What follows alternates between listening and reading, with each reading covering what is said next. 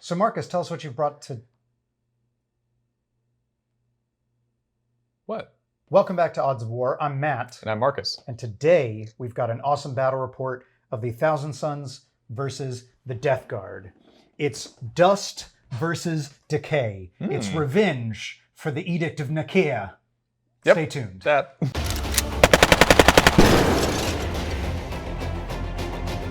Shambling across a desolate outpost, the Death Guard move a plague vat full of Nurgle's gift, seeking to deposit it in the heart of a hive city. Standing in their way, the Thousand Sons. Why should the Thousand Sons stand in their way? Is it revenge for an age-old slight? Or is it the ever-twisting and changing will of Tzaangor, looking to protect the citizens for use in a later, more nefarious plot? Will the Death Guard complete their virulent vectors? Or will the Thousand Sons reign supreme? Find out today on Odds of War.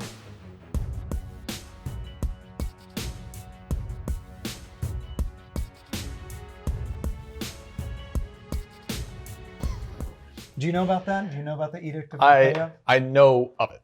Yeah, so... I know it was just like no psychic powers. Yes, so it's no psychic powers, but why I say specifically it's the revenge for the Edict of Nicaea is that Mortarion was one of the staunchest attackers of the Thousand Sons. Oh, I didn't read that, yeah. Yeah, he is one of the most influential and most fervent about getting rid of psychers. Because he also was like, oh, Typhon, you're really good. Don't do that. Yeah. And so, of course, Magnus and the Thousand Sons took that as a very large betrayal. You know what I mean? As far as that goes, you know, you have to remember the Thousand Sons are loyal. They were. Okay? They were betrayed. They did nothing wrong. Magnus did nothing wrong. He was just trying to warn his father, but it was a huge betrayal. I mean, the White Scars... The Ultramarines were all defending the Thousand Sons. But Mortarion and the Death Guard? And we remember. Yeah. Well, I mean... Yeah. Yeah. That, I feel like that's like... Shut up. Yeah, I feel like that's like the most like... What is like two kids on a playground. Like, yeah. No, you. Well, my dad can beat up your dad. My uncle works at Nintendo. Yeah, but so today the Thousand Sons are here to stop the plans of the Death Guard, stymie them. So last time we saw the Death Guard on channel, right? They trounced the orcs. Yes. And by trounce, I mean just survived their brutal attacks. Yeah, if I recall, I think post-battle in that game, my reaction was basically, I did not deserve that win. Yeah. Well, you know, that's how it goes sometimes. Yeah. That's both the joy and despair of playing missions that have the, like, if a kill team breaks, like, it's over. Yeah. You know, but today they're facing arguably a much hardier foe. Now, them's fighting words, buddy. Well, I'm just saying. I know you don't have bodies and whatnot. Well, you know, I have some bodies, yeah. Yeah, but I have all bodies. That's and true. these are some people. Personalities. We have Virulon. I see that. And we have Ulgogor. Mulgogor, that was his name. There you go. It's been a while. And then we have other people. Well, I have... And they're all loved equally. Monarch Tooth, the Master of Works. We've got Azek, the bearer of the icon. Now you're just showing me up. Now you're just showing me up. I'm right Just with you. Got the names. Just pop. You built my team better. I know my team. I know I love them more. Yeah. Well, I love my team more than you love your team. Yeah. That's quantifiable. Yeah. Don't fact check me. Fake news. So for the Thousand Sons today, we've got, of course, the leader, as always, is Monarch Tooth, the Master of Works. He's an aspiring sorcerer. He's got his Force Stave and an Inferno bolt pistol. So there you go. He'll be, of course, slinging some psi bolts your way, as long as no one perils. Then down in in specialists, we've got a Tzaangor with a Brayhorn that's represented by his little banner here. He's going to be my comms specialist, so he's going to be helping people to shoot just a little bit better, direct them. He's going to wave the flag and say, hey, over that way. Do you have a kill team that doesn't have a comm specialist? No, I think all my kill teams have access to a comms. I bring it a lot because it's undeniably good. Yeah, it's good. It's undeniably good. And especially, I probably don't need it, but boy, it really helps out my shooting. Hey, I mean, if it helps out your shooting, do it. And I just realized, I was like, man, all the videos I've been in and all the videos I've watched, I feel like I hear comm specialist. And you're just like, I'm going to do my comm specialist on this guy. Yeah. Eat good. It's so good that it's one of those ones where it's like, if you can take it, it's almost an auto take every time. Mm-hmm. You have to be playing a very specific matchup or a very specific team build that it's not an auto take. It's an auto take in this one in just a moment when I hit one of my other specialists, and you'll know why then. So then we've got our combat specialist, which is a Scarab Occult Sorcerer. So he'll also be slinging a Cybolt. He's got a Force Stave. He's got an Inferno combi-bolter. Because that's a thing. Yes. So every gun is Inferno. So AP -2 across the board. So enjoy that. Yeah, I will. Then we have our Demolitions specialist, a Scarab Occult Terminator here with an Inferno combi-bolter, a Power Sword, and the Hellfyre missile rack. Hellfyre missile rack, it's something like 2 shots, okay? So that's why I want my comm specialist to help him to like really land those shots. Yeah. He's got 2 shots. Uh-huh. Okay? Uh-huh. It's strength 8. Okay. And then it's like AP -2 or 3. Okay. I can't remember off the top of my head. But good. And then it's D3 damage. Oh, fun. All right. Neat. Now, note, he's a demolition specialist. So he gets +1 to wound Plus if I'm 1. obscured. Yes. Yeah. So now your tough 5 would be wounding on 3s normally. If you're obscured, wounding on 2s. Please don't. So there you go. So watch out for him. Be aware of that combo. You know, don't sleep on that. But also don't sleep on the Cybolts that are going to be coming your way. So, you know, big thing about Cybolt to remember, it works exactly like Smite does. So it goes into the nearest visible. So you have some screening that you can use to block the Cybolts, but just full disclosure. Yeah. Then down in non-specialists, we've got just another Tzaangor with Tzaangor blades, and then a Rubric Marine Azek, the Blessed of Tzeentch. He carries the Icon of Flame, and he just has an Inferno bolt gun. Just an Inferno bolt gun. I mean, still AP -2, but it's all strength 4. I have nothing but strength 4 shooting and strength 4 combat. Mm-hmm. Until you get to this guy where he's got strength 8 shooting.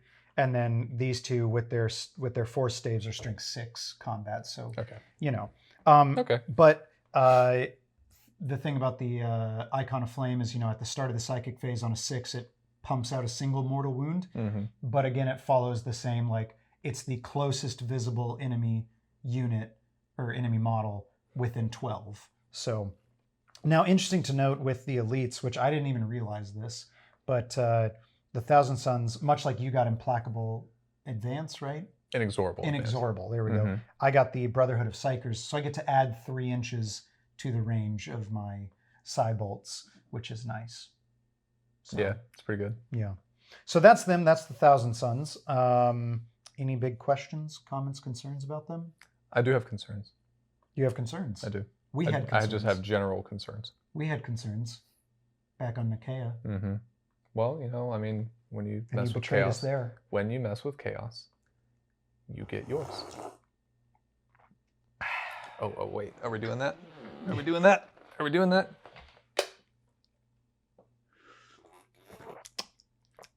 Mine doesn't sip as well. So tell me what you got for the Death Guard today.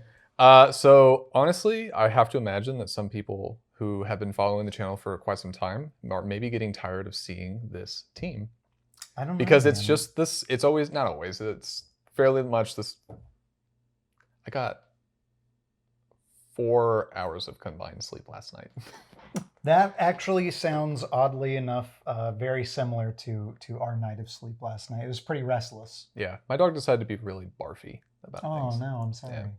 She had acid reflux, and so she's just doing that like freaking out about it. And I'm just like, you're fine. Go throw up and be fine. Poor little pupper. Yeah, no, she's okay though. Anyway, but yeah, it's the classic. I have some Poxwalkers. I've got some dudes. I've got Viralon coming back because he's your boy. And then yeah, the only real new addition who's starting to become like a mainstay is this guy. And he's your combat specialist? He is my With the combat flail. specialist. Because actually, you know what? No, sorry, he is my zealot. He's your zealot. Yes. So he gets an extra attack on the charge and an extra strength. And what's his strength normally? 4. 4. And then the flail adds +1 or 2. +1 or 2. Yeah. So 5. Yeah. And then so it's either gets him to strength 6 or 7 with the zealot. Okay. Yep. So nothing crazy. But But the it's zealot just the zealot tactic to get an extra hit on a hit roll of 6, and the flail does extra hits anyway. Yep. D3 Oh. per swing. Yeah. Yeah. Yep. So that's why he's quickly become kind of a replacement for, if you guys remember, the other flail guy who was just a normal plague marine. As soon as they added Blightlord Terminators, I was just like, this guy. Yeah. So yeah. Yeah, definitely. So yeah, I've got my plague champion as my leader. Mm-hmm. He has got a Plaguesword, a plasma pistol, and a power fist. So either from afar or right up in your face, he's trying to strength 8 you. Yeah. Good amount. Yeah. Dropping down into specialists, I've got Mr. Happy Guy, who's got my Blight Launcher. He's my Demolitions. Yep. Because I don't ever need to take heavy, Yeah. because I never have the penalties for that. Right. So, right. And he is going to be in the same boat as my Hellfyre missile rack, where the Blight Launcher strength 6, right? Yeah. So as long as I'm obscured, you're wounding my entire team on 2s. Yep. Yeah. So got that AP -2, D3 damage, also plague weapon. So There fun. you go. It's also assault, which is nice. So don't have to worry about half ranges or anything. Mm-hmm. Then we've dropped down to Viralon, who typical You know combat. him, you love him. Yep, combat guy, great plague cleaver. Yep. It's gonna get up in your face and cleave Does you. what it says on the tin. Cleave you in twain. Is he going to be the like blessed by Nurgle guy again? Oh, you know it, buddy. Oh yeah. You know it, brother. Okay. I'm waiting for the time that you roll a 1 on that and you It just does kill him. have to happen at some point, Yeah. statistically. Yeah. But miracle blesses. Miracle blesses. But yeah, then we already talked about him. But yeah, he's just my zealot, Blightlord Terminator fighter. So he gets to take the Flail of Corruption, and then all the cool strats, and he's gonna be fun.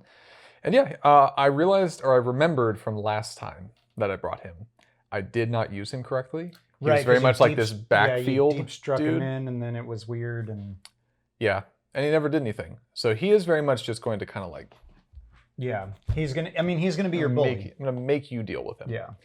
And then we have a typical plague marine. Mm-hmm. He's got a bolt gun, plague knife, Mm-hmm. all the jazz. Yep. And then four Poxwalkers. Yes. 'Cause Who they're today fun are gonna and- be eating some Cybolts. Yeah, or turning you into Poxwalkers. No, it won't happen. I'm not toughness through the 5-up save this time. It won't happen, and you have to roll for it. Thank you very much. Yeah. Shut up. Yeah. All right. Perfect. So I'm gonna sip this coffee. I'm gonna sit here. Shame. So the mission today is going to be from the Kill Team Annual 2019. We're still burning our way through it slowly. We're going to be doing the Death Guard specific narrative mission, Virulent Vectors, which of course we'll talk about once we get all set up. But yeah, there we go. Anything else before we go?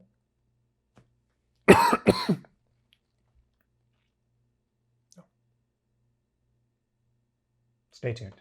All right, Odds of War fans, we are all set up here for this game of Virulent Vectors. The Death Guard here, getting ready to move a plague vat of vital importance to their war effort, represented here by this relic objective marker. Their goal to move it across the battlefield, obviously, to spread plague and disease. Yeah. The Thousand Sons here, directed by the will of Tzaangor, obviously, to stymie the Death Guard's plans. The Changer of Ways has decided that no plague will be spread today. So the mission, like I said, is Virulent Vectors. Basically, how it goes, we've set up the Death Guard have this entire board have to go in, and the Thousand Sons here back. So we've deployed on a wide front. So what happened is the Death Guard had to deploy everyone first. So you can see the majority of their forces hold up here around the objective, and then a contingent here out on the flank. The Thousand Sons then got to fully counter-deploy, so all models were out first, and then the Thousand Sons got to counter-deploy. So we've deployed here on a wide front, looking to be able to stymie whatever movement you try to get. So the objective for this mission, we'll have the standard 4 turns with a variable 5th and 6th turn. We'll see if we need them or not. Basically, if the Death Guard can move the objective off of this board edge, they win. And if by the end of the game I've managed to stop the Death Guard from doing so, then the Thousand Sons will win. We also have a couple of special tactics where, like, you can add D3 to your movement, and then I can get an extra attack when a model is taken out of action. But we'll discuss those if and when they come up. So there was no scouting phase for this mission. It is specifically stated to not resolve the scouting phase for Virulent Vectors.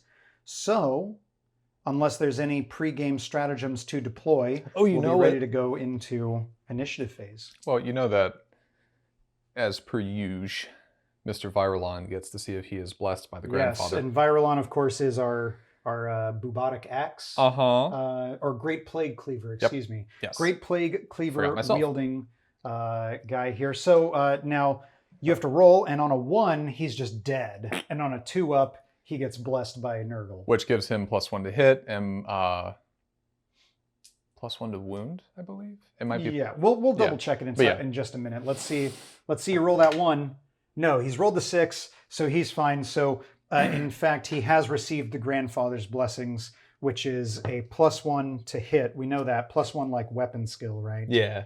+1 and weapon it's skill. +1 to hit and wound rolls. Right, okay, great, perfect. So 2 hit rolls, not weapon skill. So it's just +1 to hit. So +1 in shooting, because he probably has like a frag grenade or something like that. Yeah, so +1 to hit and +1 to wound. That's quite scary. He needs to die. So there we go. That is it then for pregame. So we're ready to go into initiative for round 1. Thousand Sons. We roll a 6 to the 8 of the Death Guard. Neither the blessed numbers of our patron god, but there you have it. So you're down 6 is... Is that Slaanesh? Is Slaanesh, yeah. Okay, 6 is Slaanesh, 7 is you, 8 is Khorne, 9 is me. So there we go. So just to talk really quick about how the Plague Vat moves before we start our movement phase. The Plague Vat, represented by the objective here, when the Death Guard choose a model to move in the movement phase that is in base-to-base contact with the objective, they can choose to carry the Plague Vat. So then you pick up the relic off the table, you hold on to it and then you move that model. If that model is shaken or taken out of action, they drop it, and then it gets placed in contact with their base before they're removed from the battlefield. So that's it. And then, like we said, if you can move it off the battlefield edge before the end of the game. All right, so with that, we are ready to take our movements for round 1. The Death Guard have the initiative. We'll be right back.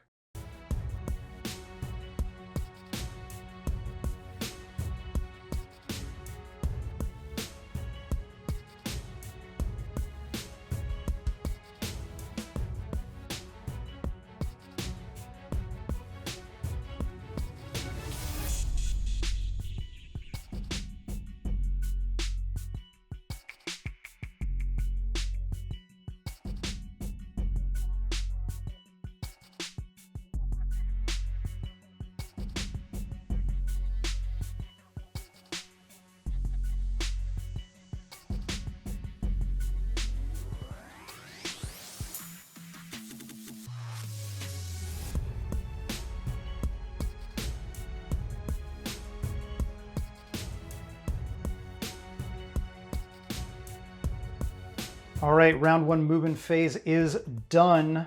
The Death Guard have advanced, and the Thousand Sons moving up to meet them. Marcus, you had initiative, so tell us what you've done with the Death Guard. Sure. So we had this pocket. They all advanced this way. We actually had the orange jumpsuit Poxwalker. He took the vat. But when I placed it back down, I did so that Virulon is also touching it. Yep. So we have more options of picking it up should things die. Right.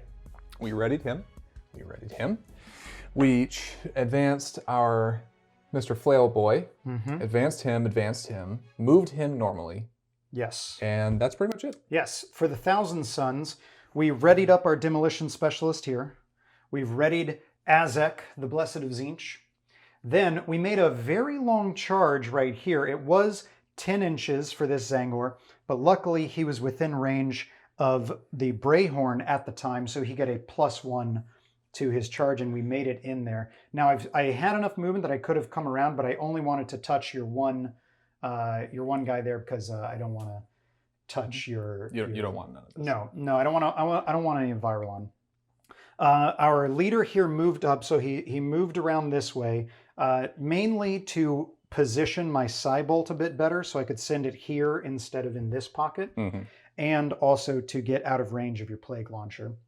Then my Brayhorn charged this guy, and then my combat specialist, my Scarab Occult Sorcerer, charged in here. So it's a bit of an interesting one. I actually had to think a good bit about how I wanted to do this, because I had to consider positioning smites appropriately, and I had to consider positioning my charges and stuff so I could at least hide from this Blight Launcher. So with that, we're going to go into the Psychic phase, the first Psychic phase of the game, coming up next. All right, it is the Psychic phase for round 1. Starting off at the beginning of the Psychic phase, our Blessed of Tzaangor Azek tries to activate his Icon of Flame. Now, I've measured it up, and I made sure, so I'm equidistant from this lead Poxwalker here and this Poxwalker here. We're both at 10.5 inches. All right, so I can choose either one that I want to go into. So we'll see, on a 6, it activates and pumps out a Mortal Wound? No. Okay, that's fine.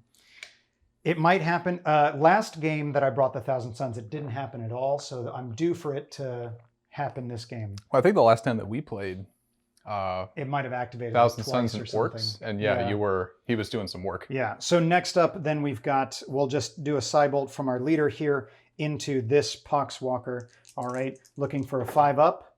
Oh no. Oh. Do you want to re-roll that? You know, I don't. I'm just gonna let it go. Yeah. All right. right. You got the whole game to shoot. Yeah, Psybolts. exactly. And I want to save my command points for something else at this. So then we'll do our Psybolt here from the Scarab Occult Sorcerer into your Plague Marine here, looking for a 5-up. Wow. No. Same deal. Oh, ouch. That's quite bad, because the power of the Thousand Sons is in the Psychic phase. We've had a full whiff of a Psychic phase, so this just got quite interesting. Yeah. Moving on into the shooting phase. Yes. Right from that, we've got readied models first. Starting off with the player with initiative, you've got 2 readied models here for the Death Guard. Who would you like to activate first? Well, I think we need to do the Blight Launcher, because this is my only Launcher. chance. This is honestly my best chance to take that dude out. Yes, taking him out. Okay, so now that is outside of half range, I think, right? Because 24, or are we just inside of 12? Okay, so yeah, so we're outside of half range. So hitting on 4s. And we are obscured here by this. So hitting on 5s. 5s. But you'll be wounding on 2s because that is your demolition. So. Yep. Huh?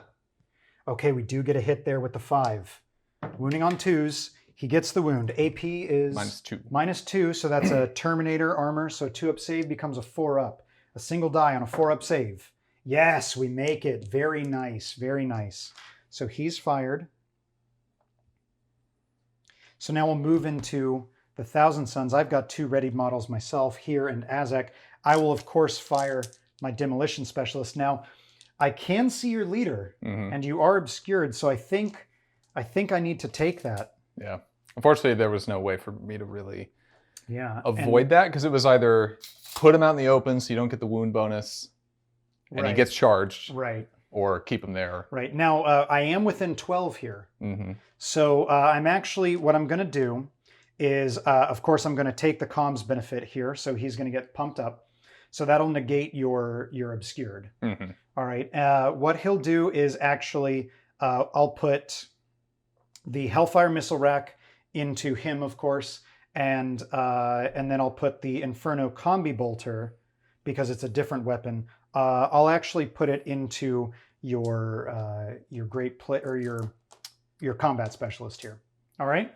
So 4 shots from the Inferno combi-bolter here, unobscured, because I can see you easily there, and +1 hit. So it's going to be 4 shots hitting on 2s there from him with the Inferno combi-bolter. All right, we get 3 hits, and then it's going to be strength 4 for the Inferno combi-bolter to toughness 5. So 5s to wounds. So we do get 1 wound there, and it's AP -2 for the Inferno. 4 save. Saves, no problem at all. So now we've got our 2 Tink, shots. tink. Yes, just bounces right off his armor. So we'll take our 2 shots now from the Hellfyre missile rack across the way into your leader. Ugh. 2 shots. These will be hitting on 3s. We get 1 hit. I'm going to leave that just like it is. Now it's strength 8 from the Hellfyre missile rack into toughness 5 again, right? So 3s. So 3s, and then Demolitions makes it 2s. We get the wound. AP is -2 on this. Okay, so 5 up. No, fails the save and no CP to reroll. That's D3 damage. No. That's 2 damage. Okay, DR. Yep. Oh, that's right. Yep. DR needs to Disgusting come resilient. in right here. 2 5-ups looking for. I got Makes 1. 1, but fails 1. Unfortunate. Here we go. Injury roll. And that's it. Out of action. The leader taken out. That's real bad. Unfortunate. Unfortunate for the Death Guard. That's a harsh blow right off the top there. Great job. I was saving my rerolls. So I was saving my CP to try to do immovable automaton if you did well with him, but I managed to save. And then I was saving my rerolls for just this moment if I failed to do an injury roll there. But so coming out, so turned around from that poor psychic phase. We've had an excellent start to the shooting phase. So then we'll just go here from into Ozak next. He'll fire his 2 shots. I think, let's see, there. Okay, so it could go either way, but you're obscured here, you're unobscured here. So yeah, he'll fire his 2 shots unobscured into this Poxwalker here. 2 shots hitting on 3s. Are we outside? Oh, no, they're at 12, No, right? yeah. 12. So 24-inch range, so he's within 12. Cool. So we do get 1 hit there. It is strength 4 to toughness 3, I think, right? Mm-hmm. So 3s to wound. We get the wound. The AP is -2, so no save. It's damage 1, so you just go to the disgustingly resilient, Nope. which he fails. Oh, no. Injury roll is just a flesh wound, Okay. which I'm happy to leave. So we'll drop that on him. All right, and then that's it for readied models now.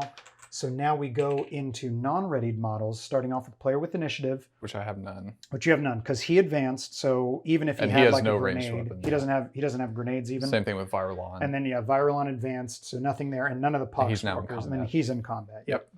So then that means it's just the Thousand Suns. So charges here, so nothing there. So really all we have left is our leader. He'll put his Inferno bolt pistol into this guy. A single shot hitting on a 3.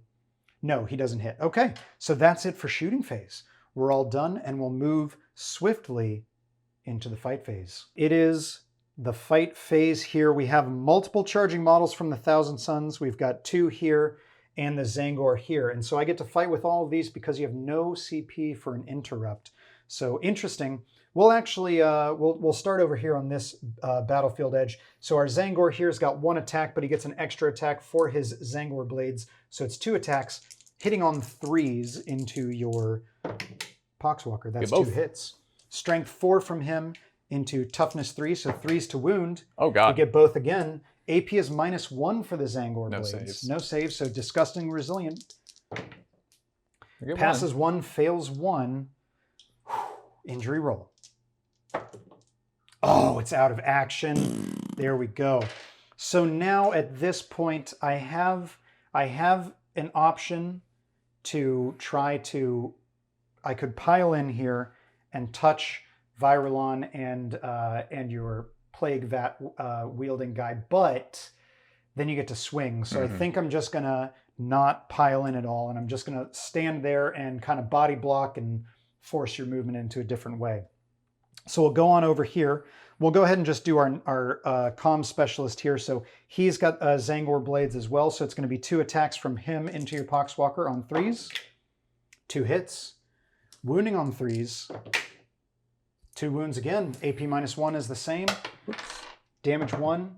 Oh, he makes 1 but fails 1 again. So we go again to the injury roll. It's just a flesh wound. I got one over here. No, don't. Nope. All right, so flesh wound there. So that's fine. That's fine. We're happy to leave it here. This is the big one. All right. Our combat? Combat. Thank you. Yeah. Gosh, wow. Our combat specialist here. I actually need to check. I think he only has 2 attacks. Double checked, and yes. So our Scarab Occult Sorcerer has 2 attacks base, but because he is my combat, he'll get a 3rd attack here into your Plague Marine. So that's 3 attacks. Hitting on 3s. That's 2 hits. Wounding, strength 6 to toughness 5, so 3s to wounds. We get 2 wounds. It's only AP -1 though. Okay. But it is D3 damage. 4 up save. 4 up saves. Oh, Wow. fails them both. All right, Ouch. so 1 All right, so D3. 1 D3. It's just a 1. I'm wanna tempted re-roll to re-roll here because you could just save this. I will. I'll go ahead and spend a re-roll. So I'll re-roll the damage. Oh, I can't re-roll the damage. I take that back. That's not. We make this mistake frequently. I just want to point this out, guys, for all of you who say this. Advanced, charge, psychic, deny the witch, hit, wound, saving throw, injury roll, or nerve test. No Okay, damage, though. not a damage roll. So I can't re-roll that, so I'm stuck at 1. And he makes it with the disgustingly resilient. Look at that.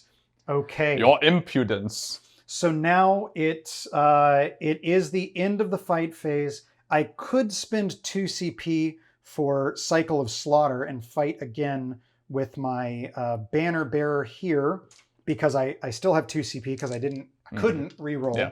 I'm kind of tempted to. You want to be saucy?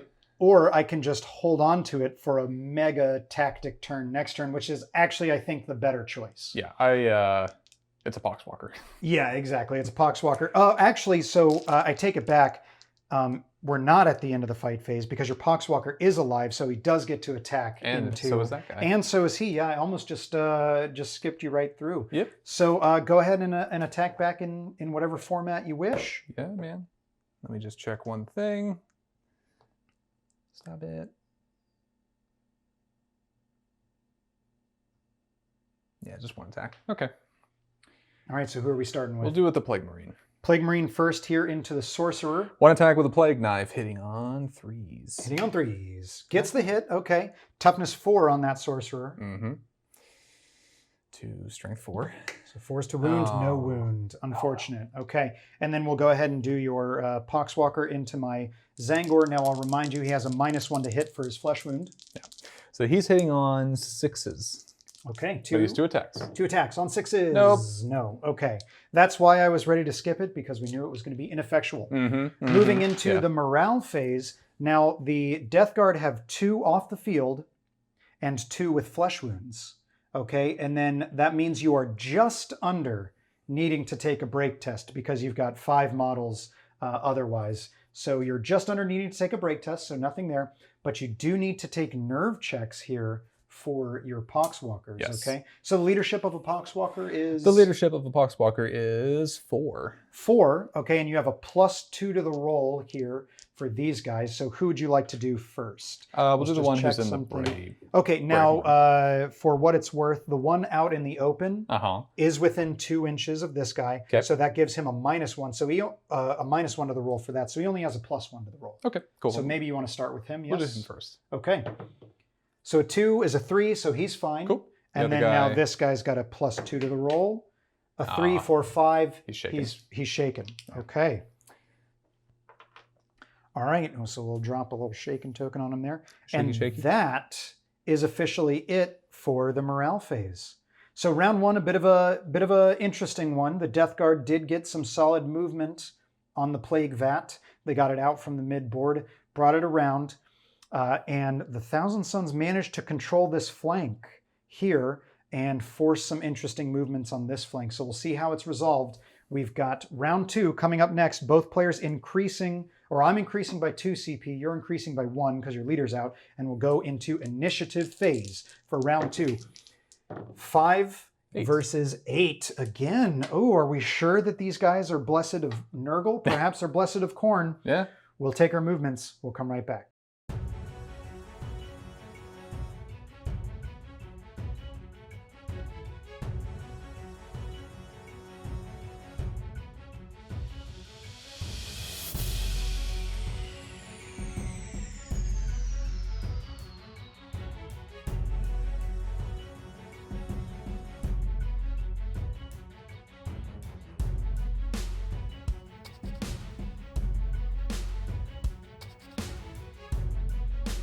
Movement phase for round 2 is complete. The Death Guard have done some interesting moves, in my opinion, and then the Thousand Sons responding in kind. So, Marcus, tell us what you did with the Death Guard since you had initiative again. Yeah, we'll see how it turns out. But basically, the normal Plague Marine has fallen back. Yes, he's quite some distance, avoiding putting himself obscured because.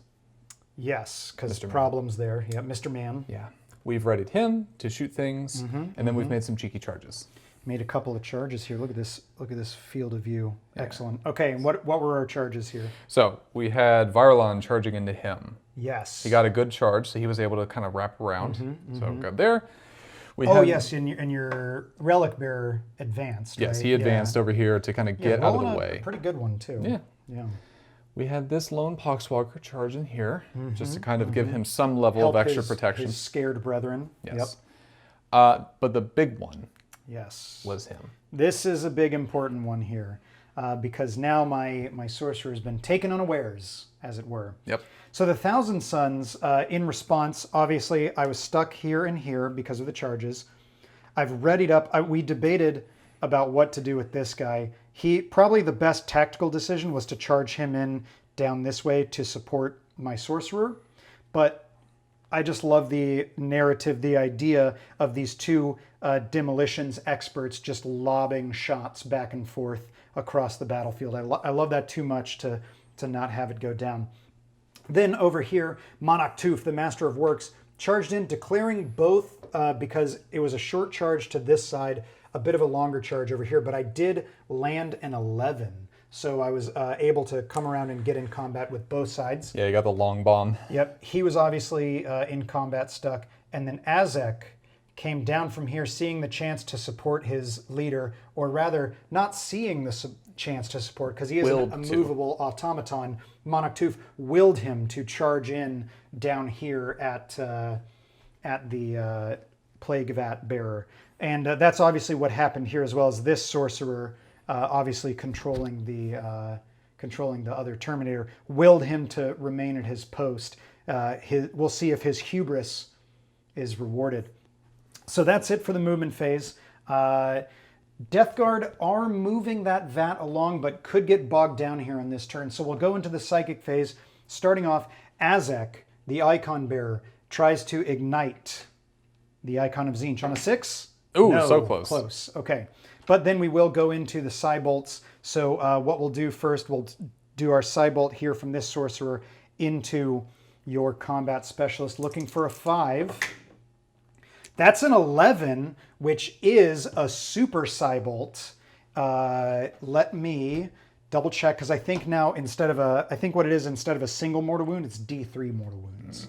So yes, with a roll of 11, we get D3 mortal wounds into your Combat Specialist. I don't like that at all. Now, I cannot re-roll this. It's 1. Yay! There we go. So 1 mortal wound. You do get your disgustingly resilient roll here, though.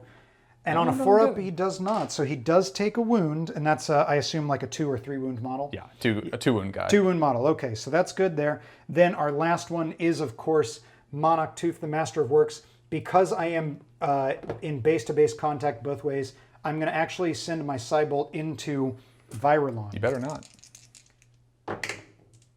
That's it just a 5. Just barely gets it. A single mortal wound. How does Disgustingly Resilient fare? It doesn't. Oh no. We got an injury roll. Oh, I could. We got 4 CP. No, I can't re-roll that. Yeah, you can't re-roll a Disgustingly Resilient. No. Unless you have a Death Guard stratagem, or Death Guard tactic. It's that allows possible. You could. You only have 1 CP though. Oh wait. So we're gonna double check if there's a Death Guard tactic to Because that's a re-roll Disgustingly lot of Resilient. points that you'd be taking away. All right, so we took a quick look through the Kill Team Annual. We didn't see anything that lets you re-roll a Disgustingly Resilient. Guys, if there is some tactic that's not in Annual or any of the books, we're not going to take too long to look for it, but if there is, let us know. So we do go to the injury roll for him. Yes. And it's just a flesh wound. I do think I owe it to myself to spend a CP to re-roll this, though. Please no. And it's just a flesh wound anyway. Okay. Sorry. No. I'm just so excited. You needed that. You needed that big time. Okay, so that's Thousand Suns down to 3 CP, and actually a fairly successful psychic phase that time. A good.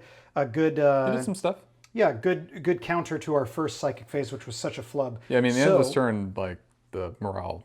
Morale's going to be difficult for the Death Guard now. So we'll go into the shooting phase. We each only have 1 model to shoot. Yep. And it's here and here, and yours can only go into my Demolition Specialist. So 2 shots hitting on 5s. Does get a hit. Wounding on 2s. You got 1 CP. I kind of need to do it. Okay, re-rolling it. Because that's the big one. Like everyone else can do okay naturally, I think. All right, let's re-roll. And then for a 2-up. No!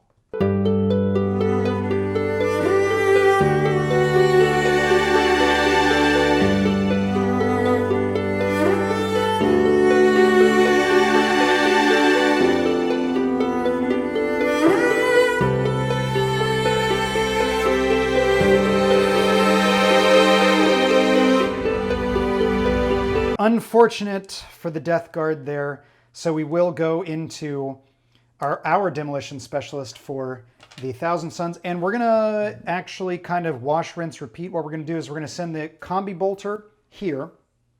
And we're going to send the Hellfyre missile rack over here. Mm-hmm. And we will take the comms benefit there. So we'll do the combi-bolter first.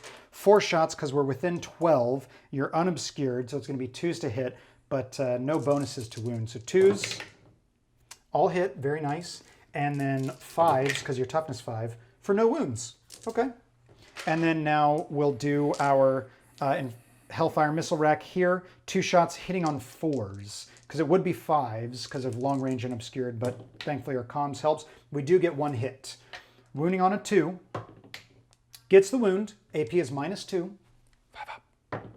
Yes. Oh, he makes it in style. Yes. Very nice, very nice. Okay, that does bring us to the end of the shooting phase here. Kind of a cool one here. A little rough for the Death Guard, but then they manage with their toughness, their just general inability to die. They resist that. So we'll go into the fight phase up next. We've got a charging model here for the Death Guard, a charging model here for the Death Guard, and then a charging model here for the Death Guard. Thousand Suns have these 2 as charging models in response, but I think I'm going to spend 2 CP for Decisive Strike, and I'm going to swing here with Monarch Tooth first. So I'll go down to 1 CP. That's just rude.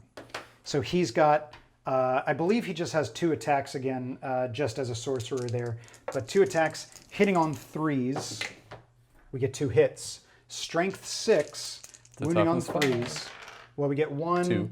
So that's a 2 there. So we get 1 wound. AP -1 here for the Force stave. And he fails the save with no D3. CP to reroll. It is D3 damage. It's just 1 damage. Disgustingly Resilient? No. But 3 up. a 3 up now because you're flesh wound. Oh! Ooh, I have a CP. But now you'll have a -2 to hit. Let's see. Hold on. Let me think about this for a second. You got 2, 3, 4. You'll have 5 there. So you will need to break check. He's got 2 flesh wounds, so now he's hitting on a 4 up at best. Because he's hitting on 2s with 2 flesh wounds, 4s. I'm gonna leave I don't know it. if it matters, but he does ignore the first. But once he gets to 2, it does the 2, right? Or no, it's just He ignores the first, so he'll be hitting on a 3. So back to like hitting on normal. I'm gonna re-roll it. Yeah, so I'll spend my last CP there. So now both players out of CP to re-roll, looking for a 3-up. No! So that's 2 flesh wounds now on Viralon. Ouch. That was a big investment for the 1,000 Suns, but it is keeping the game close and thus interesting. So who would you like to attack with next? Since I decisive strike. So now it's all, it's you get to attack with I think you and the audience can guess. We're going here? Oh no. Oh no. We're going here. Oh, you're gonna do Viralon. Oh yeah. Okay, so now he does have 2 flesh wounds. Well, because so here's actually hold on, because I'm thinking. So he's safe. That's he's safe. I mean, technically he is safe as well. Yeah. But you know, for narrative, you're gonna save it. You're gonna save it for the end. Yeah. Gonna go here. We're gonna go there. Okay. Okay. So he charged. Yes, he charged. He's got 2 attacks. He's your zealot. Yes. He's got an extra attack for being a zealot, and he charged. Yep. So he's got an extra strength. So he's at strength 7 with these. Doesn't really matter too much. Yeah, it doesn't matter, but however, it is D3 swings per attack. Yeah, D3 attack per attack roll. So it's 3D3. So that's 3, 4, 5, 6 attacks. Ooh. Let me grab another dice. This could get dangerous here. 6 attacks from the Plague Flail into my Sorcerer. And just to confirm, being a fighter, yep, he's hitting on 3s. Yep. So 6 attacks, hitting on 3s here. And here's the deal. These get an extra AP. Oh no, that's on the wound. Sorry. That's on the wound. That's on the wound. Okay. So they'll hit. So as you're looking for something like that again. Yes. All right. So now strength 7 to toughness 4. 4. So, okay. Yeah. So wounding on 3s to wound. Rerolling 1s. Rerolling 1s. Thank goodness. We do drop 2 though so far. And he picks them back up, so you get 4 total. So these are -1. -1s here, -2s here. Yeah, because the Aura of Rustability improves it by 1. Okay. And on the Flail of Corruption, it's AP -2. So these are -2, these are -3. -2 and -3, and then the damage is 1. The damage is 1. Yeah. Okay. So if the damage is 1, then I get. Oh no, he's a sorcerer, so he doesn't get all his dust. Ouch. Okay, so we'll do here first because it's all damage 1. So these 2 are on 4-ups. Yep. Because it's -2. So 2 4-ups. We fail them both, so we discard the rest. It's all gone. And you do go to an injury roll, a single injury die. And it's out of action. He's gone. Goodbye, Sorcerer. Just cleaves right through him. The Sorcerer is gone. That is a big blow for the 1,000 Suns. Now you could, if you want, you could take a 3-inch consolidate and get into combat here if you care to. I don't know if I care to, because he's safe for this turn.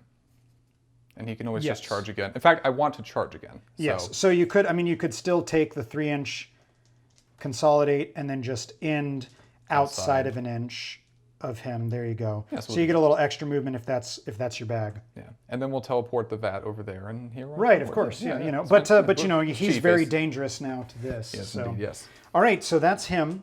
So now we go back to charging models for the 1,000 Suns. Now Monarch Tooth has already attacked, so he's done. So we do just have a single attack here from Azek into your Plague Vat Bearer. A single attack on a 3. Yes. Nice. Strength 4, wounding on a 3. Yes. No AP though. No save. No save. Because they have a 7-up save. Yep, so just damage 1. It's just his fist.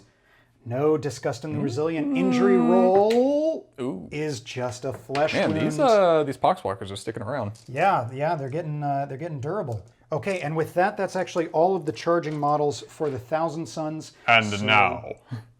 It is the Death Guard to swing back. We've got the Poxwalker here, and we've got Viralon. So we're activating Viralon. Mm-hmm. So now he... Oh yeah, it's going to be great. Yeah, so he was the Blessed by Nurgle. Mm-hmm. So he would be hitting on 2s. But he's got 2 flesh wounds, so he'd be hitting on 4s. And except that he is a Marine, so he ignores the first flesh wound that he has, so he's back to hitting on 3s. Yep, so he's got 2 attacks. Hitting on 3s, who are these going into? Oh, I'm sorry, to your leader. Into my leader, okay. Yes. All right, so 1 hit. Yep. All right. And now this is strength 8. Strength 8 for the Great Plague Cleaver. Is that right? Yes, because he doesn't have a bonus to strength. That's the Zealot. Yeah. So but it's a strength 8 naturally with the weapon. Strength 8 naturally, so it's 2s anyway. Okay, so there we go. 2s to wound. Rerolling 1s because plague Rerolling weapon. 1s because plague. Doesn't need it. Okay, AP on the cleaver. -3.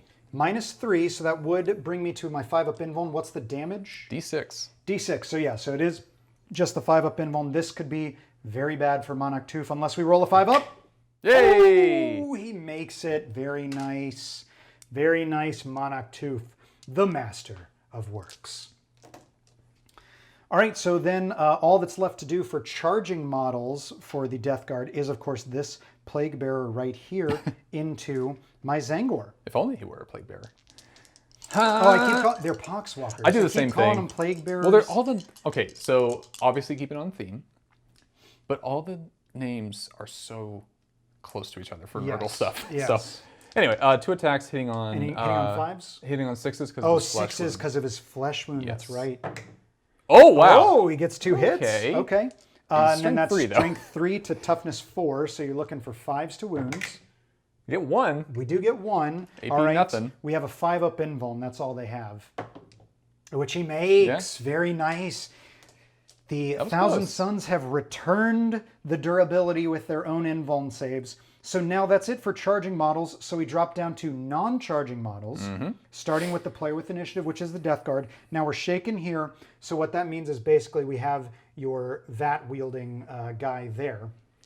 And he has a flesh wound on him. So he's hitting on 6s with 2 attacks. Who's he going into? Either way. He is going to actually go into your leader. Into the leader, Yeah. okay. No hits, okay. And then that's it then for Death Guard. So now I do just have 2 Tzaangors to resolve. So we'll do our Tzaangor here into Virulon, of course, 2 attacks, hitting on 3s. 2 hits. Strength 4 to toughness 5, looking for 5s to wounds. Nothing. Ouch. Oh, man. Okay, and then we'll do our guy here. He'll go into... I guess he'll go into the one that's not shaken because, you know... All right, so 2 attacks hitting on 3s. 1 hit. Wounding on a 3. No. Okay. That's it. Interesting fight phase here. So now that brings us to morale phase. For the Thousand Sons, we have 1 out of action and no flesh wounds on the board, so no break check required, no nerve check required. Yeah. But the morale is going to be very interesting for the Death Guard. They've got 2 out of action. We've got 3, 4, 5, 6 with flesh wounds, so we do need a break check. Your highest leadership on the field? I believe is 8. Let me just make sure, because that would be the champion. And his leadership is 9. Sorry. 9. So our highest leadership on the field is a 9. So as long as you don't roll a 10 through 12 on 2d6, you'll be okay. Break check. We roll an 8, so we're fine. No break check. Cool. But now we do require nerve checks for our models. Oh yeah, we're supposed to... Then now we remove shaken tokens, okay? So now we do nerve checks. We've got a +2 guaranteed on everybody for the out of actions, okay? So, and then how do you want to resolve? You've got to do your 2 Poxwalkers here, do your Poxwalker here, and of course Virulon. I think we're going to do Virulon first, because I don't want it to stack later. Okay, so his leadership is? Should be 8 or 7. I always forget this part. It is 7. All right, so he's leadership 7. He's got a +2 to the roll from the out of action and a -1 to the roll for the friendly unshaken model within 2. So it's just a single d6. Oh, I'm sorry. Yep, so just go ahead and... Yeah. All right, so 4 + 1 is 5, so he's fine. Cool. All right, so how do you want to go into next? We will do the... no, he just got a wound. We'll do that guy. Do this guy next? Yep. Okay, so same thing. He's got basically a +1 to the roll. 2 + 1 is 3, so he's fine. Their leadership is 4, so yep. Good there. Next up? Next one. Next one here, okay. On a 6, he's going to be shaken.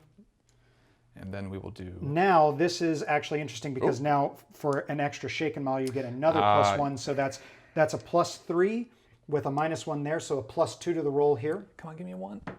Yes. A 1, he auto passes. Because I asked for it nicely. There you go. There you go. Although I Okay. didn't say please.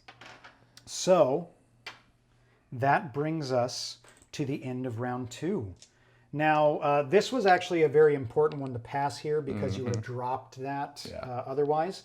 So now I'll go up to 2 CP to start off the round. You'll go to 1 CP because your leader's gone. Yeah. And we'll roll initiative for round 3. A 3 And an 11. and an 11. Okay, so the Death Guard have initiative once again. This might be the turn where the Death Guard take it. We'll take our moves. We'll be right back.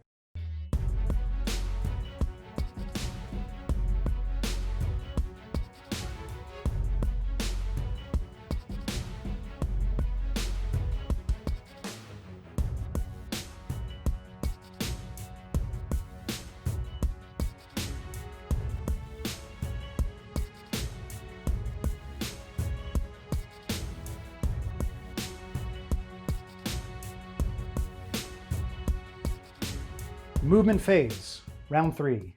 Big movements from the Death Guard actually here. Will you go through it for us, Marcus? Yes. So, a couple guys stayed put. Here. Yep. Stayed in combat here. I'm going to destroy this train. Yep. We did have some movement in this guy who's taking the vat with him. He advanced, or no, he didn't advance. He fell did back. the mission-specific stratagem, so he gets an extra D3 movement. So Yes. I was able to get out of combat, leaving him exposed. This guy moved over here. Right, advancing up, and then now, so that is a rapid fire weapon because it's a It boltgun. is. So I did have to advance because my initial idea was this started getting weird, so I needed to get another body over here to take this if necessary. Right. So he's more like He's future just- turn Yeah, insurance. just stepping up. Okay. Yeah. So he And kind of gets a then- free pass right now. And then, He moved yes, and did advance, advanced. Yep. but he can still fire, so we're good there. Right. But and then that's an assault weapon, right? Yep. And then inexorable advance. I ignore the penalties. You ignore the penalty, so he's still hitting at his base ballistic skill. Mm-hmm. And then something big happened here. Yes. So we tried to charge the Blightlord Fighter into him. Mm-hmm. He ended up falling back because it would have been nasty if I Did a got him. retreat because retreat, we were looking at it actually from the angle where he was standing previously and where he was down here was actually out of line of sight. Yeah. And it was a 5-inch charge, so we elected to retreat there. Mm-hmm. So I needed then an 8-inch charge. Actually got the original 5 inches necessary. Yes. Yeah, so would have made it in. Yeah. But now is out, Mhm. but also turned off my shooting for this round from him. Turned off your shooting and have now put you into a very pressured state where Yes. your options for moving at this point put you in difficult terrain or on this or back I have line, to charge in. or you have to Yeah. just commit to combat. Right. So Exactly. So it's a bit of a, and now you have free range right here. Yep. And you should be within 12. We'll measure it up to make sure, but you should be within 12 there. I don't actually think I am. I think I'm just. you're you're out. just outside of it because you're a smart boy and. Well, that is lucky. They say it's better to be lucky than good, and I didn't even think about getting out of range of him, but there you go. So, I mean, at least you'll still have a full -2 to hit for that, but, there you go. So for the Thousand Suns, obviously we retreated because we needed to. He was happy to stay in because 2 flesh wounded, well, 1 flesh wounded and then 1 shaken Poxwalker there is not too scary. And then we stayed in combat over here because I think I have the better end of this combat right now. And then because I was unable to, because he started his turn within an inch of an enemy model, he could either stay stationary or fall back. And obviously I don't want to lose the shooting from him if I can help it. And because I'm under no threat from him or him, obviously I just stayed stationary. I dropped a ready token, but he's also going to be the only thing. Well, he's not the only thing to shoot this round because I do have a pistol here, but point remains. Yeah. So that's the movement phase. At the end of the movement phase, You have to shake it. I'm going to spend 1 CP Oh, you're gonna do a thing. for a Thousand Suns specific stratagem, Malicious Familiar. So at the end of the movement phase, you select an enemy model within an inch from your leader. That's going to be Virulon. And on a 4-up, he takes a mortal wound. Oh, cool. Oh. No. Okay, that's fine. Death That's Guard fine. have something similar, Nurgling Infestation. Yeah. There's a couple of them scattered out through a bunch of different ones like that happen at different times. Some are at the end of the movement, some are during shooting, some are during the Fight fight phase, yeah. Like orcs have one, I think, that is during the fight phase. But there you have it. So, it was worth it. It was worth it for a 4-up to try to take Virulon out. And you got the CP, so why not? Yeah, why not? But now we're in the Psychic phase. Yeah. So obviously we don't have anything here. But to start off the Psychic phase, Azek. And I think will roll we are closer here. on a so 6. if it goes off.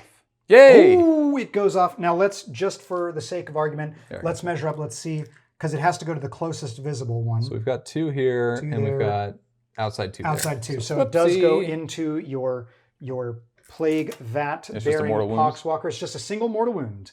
Disgusting Resilience says no. Yes. All right, then we'll go ahead and we'll do our Psybolt here into Virulon, looking for a 5-up. Oh, wow. Oh, that's a Perils. Oh, that is a Perils. And I do have a CP, so I will spend the CP to reroll the Psychic test into a 6, so it does go off. It's just a single mortal wound. Disgusting Resilient. Nope. He takes it. Now you've got 2 flesh wounds on you right now. So it's 2-up. So it is a 2-up now to take you out of action, and he is out of action. There we go. No Virulon. This is pretty big because now because he didn't charge this round, he can still fire his pistol.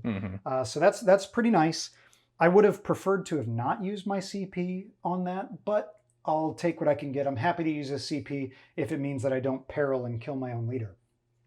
So that's it for the Psychic phase. This is actually a really close game at this point because if I can take you out here, you might have trouble coming back. But if you survive and make it here, you actually then take the initiative. Yeah. You might, with a good advance roll and that D3, you might actually make it off the board. So we'll do our shooting phase next. Shooting phase is going to be a pretty short one, all things considered. So 1 for me, and then 2 for you. So you've got the 1 here, and I've got the 2 here, but they don't affect each other. So let's just go over here. Let's bury the lead, because obviously I'm going to try to shoot into your Plague Vat guy. But let's go here first. So your Demolitions, Blight Launcher here, he ignores the penalty for advancing with an inexorable advance.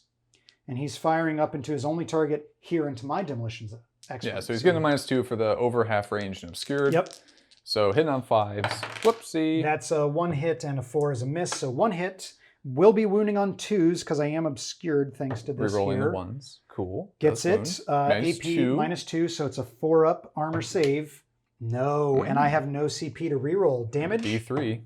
2. 2 damage. He is a 2-wound model. Nice. Being a Terminator, so he does go down to the injury roll. It's 2 dice, picking the highest because it's damage 2.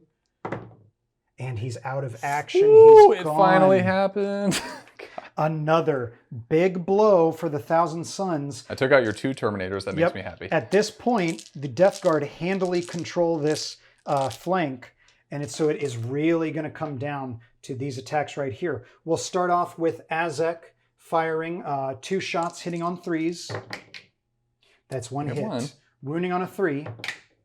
Gets the wound. It's just damage 1, so disgustingly resilient. Oh, he takes it. Now he does have a flesh wound on him, right? He did. I'm like positive he did. Yeah, I think this just got.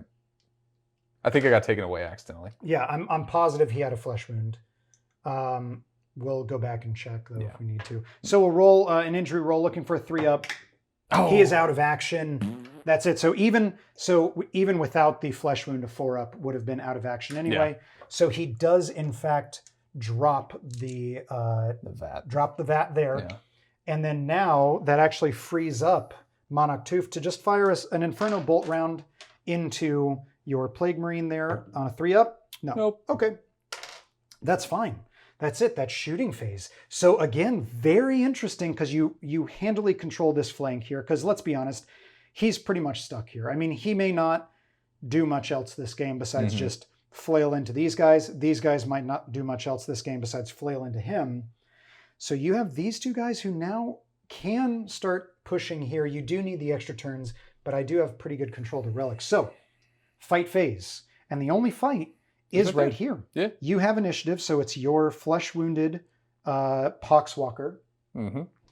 2 attacks hitting on 6s. Oh, he does get a hit. Wounding on a 5. Nope. No. Okay. My 2 attacks back. I'll go into the non-shaken one. So 3s, 2 attacks on 3s. That's 2 hits there, 6 and a 4. Wounding on 3s. That's 2 wounds. No saves. 2 disgustingly resilience. Get Okay, one. makes 1, fails 1. Injury roll is just another flesh wound. So 2 flesh wounds there. So this is big now because we're back to morale phase. 2 out of action for the Thousand Suns. No break check, no flesh wounds. So no nerve checks required. But we are back at the break check for the Death Guard. Now, in the previous morale phase, we said your highest leadership on the board was 9. That was a mistake. Or you rolled lower than your highest leadership anyway, which is 8. this guy at 8. Yep. But so it wouldn't have changed anything, but just for keeping everything square, this is actually your highest leadership at 8. So 2 dice, looking for a 1 through an 8 for you. Oh, the 9. So your team does break. So that means you have to take a nerve check across the board. So we remove our shaken tokens. So how do you want to do this? You've got a +4 for your out of action models here. How do you want to go about this? And remember, each shaken model adds another plus to the roll. So if he's your highest lead, you may want to start with him because he's got the best chance of passing. Yeah, let's just do him. So leadership 8 with a +4. On a 2, you're fine. He passes. So he's good. Let's do the Plague Marine over there. Plague Marine next. Yeah, these are your important ones to stick in. So he's 7. So he's leadership 7 with a +4. On a 2, he's fine. Cool. Okay. Probably here next. Yeah. So leadership 7 again, probably. Yep. So 5 + 4 is 9. He's got no one to help him. He is shaken. Unfortunate. Now, your 2 Plague Bearers here, they've got a +4 for out of action, +5 for this guy here. Okay. But then they have a -1 for whatever friendly model within them. So they basically have a +4. Their leadership is 4. So basically on natural 1s are the only ways for you to pass. So let's do the one on the right. Natural 1, no, he's shaken. And the one on the left, natural 1, no, both shaken. Okay. This is bad. Well, I mean, he's still tied up there because he would still have to fall back because he's within an inch of the model. So, you know, there you go. So it is round 4. Potentially the last round of the game. The Death Guard do have their power pieces in play, or I'm sorry, he's out, but they do have their power pieces here. So Death Guard are going to need a 5th turn to at least be able to get across the board, grab the relic, move in. Probably need a 6th turn, but let's do initiative for round 4. A 3, man, I can't get initiative to save my life. A 12. There we go. So Death Guard have initiative with the 12. We'll take our moves. We'll come right back.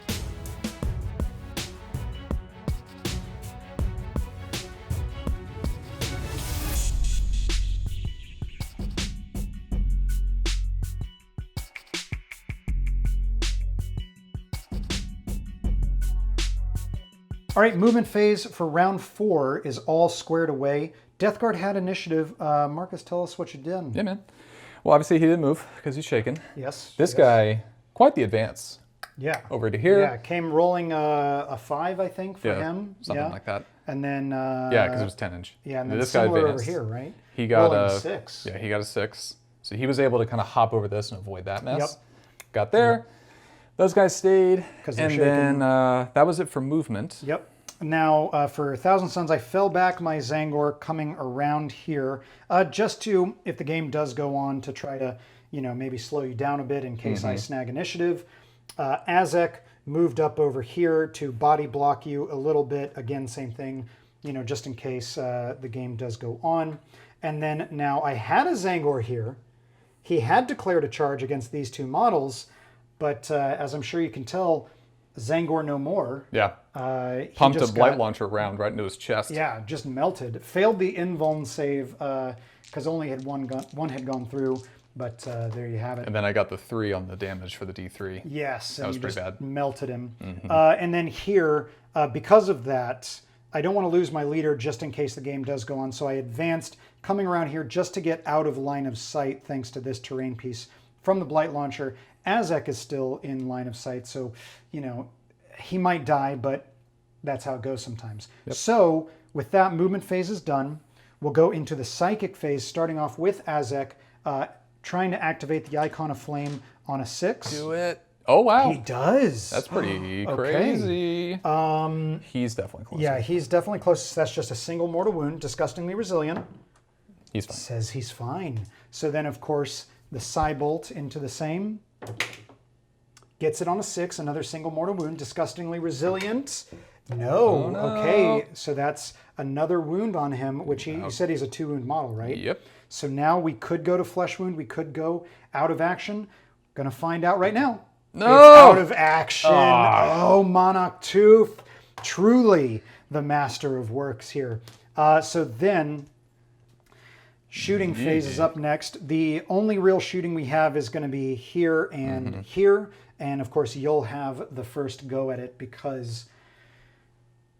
Hitting on 3s. Yep, 2 attacks. Yeah, so from this vantage point, right, you ignore inexorable advance.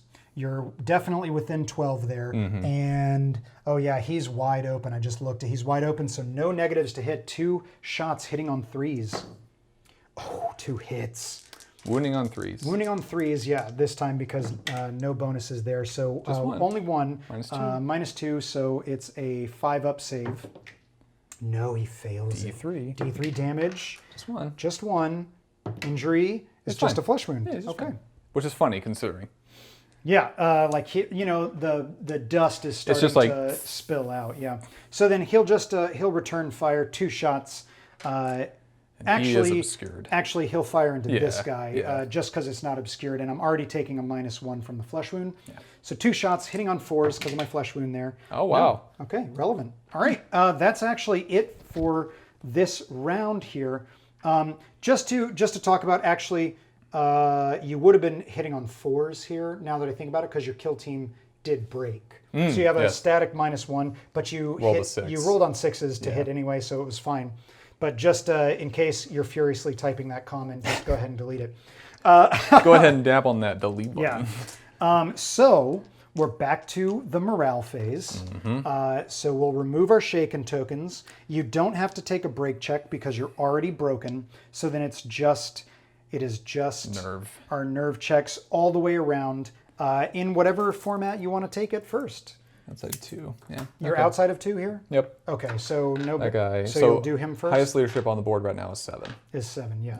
So this guy, he's got a +5, so that means only on a 1 or a 2 he passes. Yeah. Is it +5 or because there's also... Well, no, they're not shaken. Because 1, 2, 3, 4, 5 But they have out of action. But yeah, no one's shaken yet, so it's just a +5. Oh, he's shaken.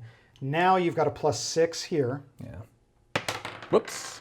Yeah, he's shaken too. 3, he's shaken. And then natural 1s for your 2 shaken and shaken. Oof. Okay, bad. so that means now I do have 3 out of action and a 4th on a flesh wound. So we're just going to do it for the sake of completion. A break check for the Thousand Suns. We are broken as well on a 12. So a nerve check. We'll do Monarch 2 first. He's got a +3 for out of action, but a -1 there for a cumulative +2 to the roll. On a 1, he's fine. We'll do Azek next. On a 2, 3, 4, 5, he's fine. But then a -1 there. Then we'll do our Tzaangor here with a +3. He is shaken. Okay. Here's one here. Oh, you put that. Yeah, that's him. Yeah. So actually, interesting. Both teams shaken up. Now, this is interesting because at this point, let's just talk it out really quick. This was round 4. It's only going to go to round 5 and 6. 6, it's done. So round 5. You can't do anything because your whole team is shaken. Yeah. I don't have enough movement actions Actually, to both pick it up. And... we forgot. You have a CP. You could do Insane Bravery. Just ignore. On some, so you ignore one of your... So technically we would have done this out of action, but you didn't spend your CP on anything else in the round. So you would have spent it to auto-pass someone. So we'll go ahead and we'll just rewind that and we'll say that you... Auto-pass here? Yep. Okay. Because this would be the only way that the game could legitimately because otherwise it's literally, otherwise you lose. Yeah. Guaranteed. Yep. So, and we're not going to give you a loss for a simple oversight like that. So on a 3-up, the game will continue. Game continues. Okay, initiative. Thousand Suns with a 6. Oh. Oh, there it was. Okay. Actually, I do believe with that the game is No, because is you going got to be in that because to that. yeah, because I can charge in here and time stuff up. and stuff your movement. Yep. Cybolt you off. Let's just go ahead really quick. Let's just roll your Overwatch here for Azek. So you don't hit on the Overwatches anyway. I would make it in with a 6, and then yeah, that would be it because now you can't. Yeah. You have to pick up the relic this round. So that's it. The game is over. It is a Thousand Suns victory. Let's talk about it. So there you have it, man. A Thousand Suns victory. The Sons of Prospero carved out at least a little bit of a revenge for the betrayal at Nicaea. Yeah. Yes. What'd you think of the game, man? It was real fun. Yeah. We were actually kind of talking off camera, like that's the kind of game that you want from Kill Team. Yes. Because while it ended pretty tragically for me, it was really swingy. Like there were moments where I thought I was immediately going to lose, and then all of a sudden I was like, oh, I could actually pick it up. And that happened like 3 times to me. Oh yeah. Yeah. And well, then, and that was the thing too. Like I had the same feeling that round 1 psychic phase. I was like, oh my God, it's just going to be a sweep because you're just going to walk through my team because I didn't do anything in psychic, which is like the big power of the Thousand Suns, obviously. But then that shooting phase just popped your leader right off the top. I was like, okay, that actually balanced out nicely. And then subsequent psychic phases, Azek popping off the Icon of Flame twice. That was huge. That was big. Didn't perils at all. Nope. With any of my psychic tests, even though I had to use the reroll the one time, you know. So that was huge. I mean, me, it was, blapping both your Terminators eventually. Yes, that was, I think it was round 2. Round 2, you killed the Sorcerer. So, I mean, that's ginormous, you know. Yeah, I think it was an uphill battle, kind of. As soon as the leader got popped off the board, and also the fact that I did this guy. Yeah, you did the split forces. Because initially I was thinking, okay, well I want to do just a big blob and just carry the vat with the blob. Problem there is then since you get to just deploy your whole team after mine, I was like, okay, well I kind of have to force you to spread out. Right. Because I don't have the movement to just go like, oh, you're all over here and I'm here, just do this and make you follow. Right. But I think that still should have been what I should have done. I think had you, because I had like my combat sorcerer literally on touching the board edge on that side.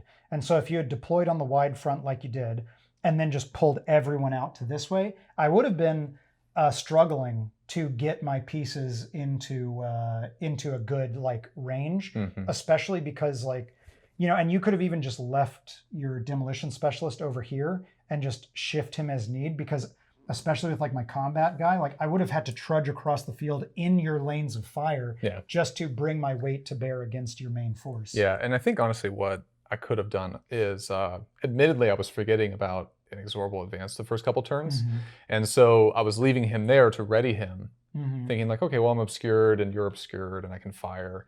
But the like hitting on 5s the first 2 turns was pretty rough. Yeah.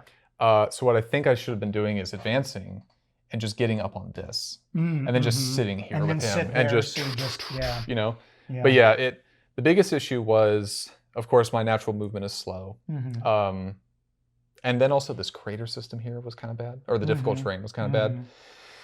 So I think, your idea of make you deploy wide and then consolidate the whole force into one. And I think, honestly, I should have gone this way. Yeah, I think, I had you just powered through here and then just taken this, like, little back channel to move the thing. Because you would have had to come across all this. Oh, yeah, to try to, like, stop you? Yeah, because, I mean, you're talking about how you're slow, but, I mean...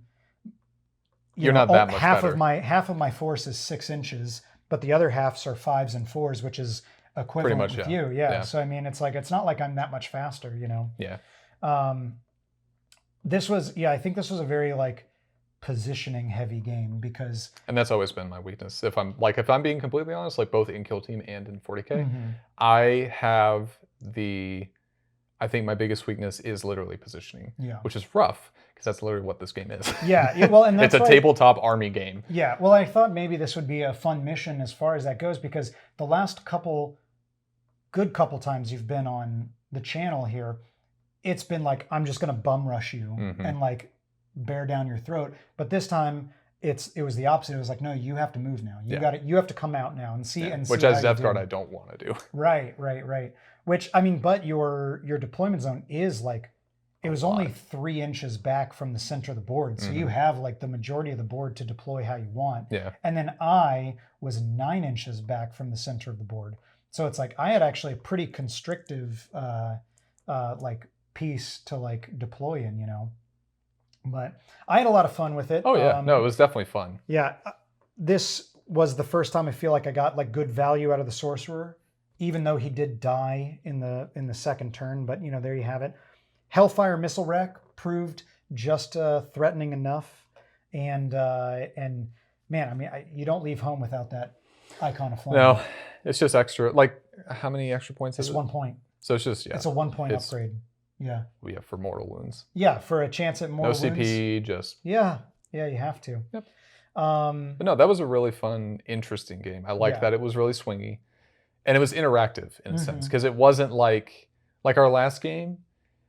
That I felt that game was mostly just you going like into me, and I was kind of like, whatever, back, and I only won into the wall. And I only won because I just didn't die. Yeah, and it was just like, ooh. Yeah.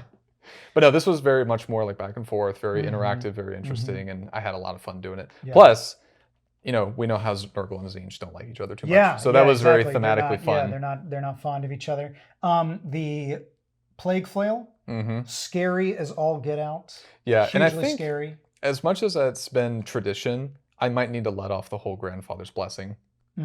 Because every game that I've done it is just like, I have my whole first turn with no CP. Yeah. And then this isn't the first time that my leader's been knocked off the board turn 1. Right. And at so least then to like re-roll a save or something. Yeah, and then the entire game, I am just at 1 CP every turn, and that's rough. Now, question for you. The Plague Flail. On 6s, it does extra AP. To wound. No, you're right. It does extra AP, but it's actually not related to the weapon. It's literally just a baked-in rule for the Terminator. Oh, okay. Yeah, they just have this aura of rust. Yeah. Okay. Yeah. I see. So any weapon they take melee-wise would do that. Now, interesting to note. Think about this, because I just thought about it. It just triggered now. Yeah. Okay. Now, on the channel previously, I did sort of a little like tactics discussion video. You may have. I was watching a bit of it. Yeah, the medic one, and I highlighted this medic zealot combo. Uh-huh. Now, I don't know if Death Guard have access to a medic off the top of my head. Nope, they don't. Think about this, okay? Mm-hmm. You've got your Plague Flail guy there, yep. right? So you make him your zealot, mm-hmm. like you did, okay? And you give him Grandfather's Blessing, which is +1 to hit, +1 to wound, right? Now, I know for a fact that the wording on the Zealot Specialist, actually, we grab the core rulebook, so I just got, I don't want to talk out of turn and then someone like eats my face, you know. You didn't say it right. You know, I want to make sure I'm doing this right. It's after missions. I think you did the Princess Rainicorn voice. Oh, yeah. Okay. Killing Frenzy, 1 command point. Use this tactic when you pick a Zealot, all right?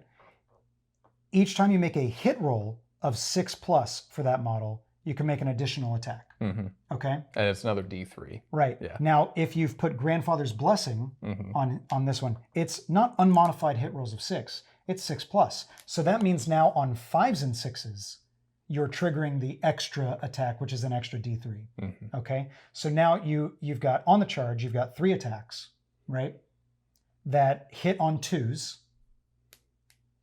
Do they reroll for being a plague weapon or anything like that? Or is not that for hits. To wounds? That's wounds. Yes. Okay, so you're hitting on 2s. So you got 3D3 attacks, hitting on 2s, causing extra attacks on 5s and 6s, and an extra AP on a natural 6. And then That's to wound. Now this is what I was going to ask you. Maybe snag the Elites book. Let's look at their aura of rust. Is it unmodified wound rolls of 6 are extra AP, or is it wound rolls of 6+? It is wound roll of 6, unmodified wound roll of 6. Unmodified 6. Okay, so it wouldn't affect the aura of rust, but think about that for your Plague Flail guy. with Grandfather's Blessing as a Zealot, suddenly 5s and 6s are D3 extra attacks. Like that's pretty nasty. that hit on 2s. However, like, oof, come on. However, I'm a cheaty face. You're a cheaty face. I am a cheaty Well, face. good thing you lost regardless. What Yeah. did you cheat on? He has cataphracti armor. So he. Remember the 10 or the 6 I rolled for advancing? Uh-huh. That's a 3. Oh, he's slower. Well, that's okay. You know, He got blopped anyway, so yeah, we got it. Yeah, it didn't come up. It didn't matter. That's why I lost. It would have mattered. Guys I guess, were like, maybe well, on that dude. first turn as well because you advanced him on the first turn. I don't know. I think But- he got a 1 on that, honestly. I might be remember. That was so long ago. I don't remember. But yeah, I think he did get a 1 anyway. So there you go, guys. So if you commented about cataphracti armor being get out of here. Get it out yeah, of here. sorry, no internet points because we did catch it while we were still filming. So there you go. I'm going to sign off with that. Marcus, thank you so much. I'm not going to shake your hand because of the world state and also you're playing Nurgle. Yep. So thank you guys so much for watching, sticking with us this long. If you enjoyed it, please make sure to hit the thumbs up button. It lets us know that you did. Leave a comment down below what you liked, what you didn't like, what you thought of the battle report. And of course, if you want to see videos like this in your feed every week, make sure to hit the subscribe button. And last but not least, if you're interested in supporting the channel in some way, shape, or form, there's ways to do so in the description below. We'll see you on the next one. Bye. Bye, guys.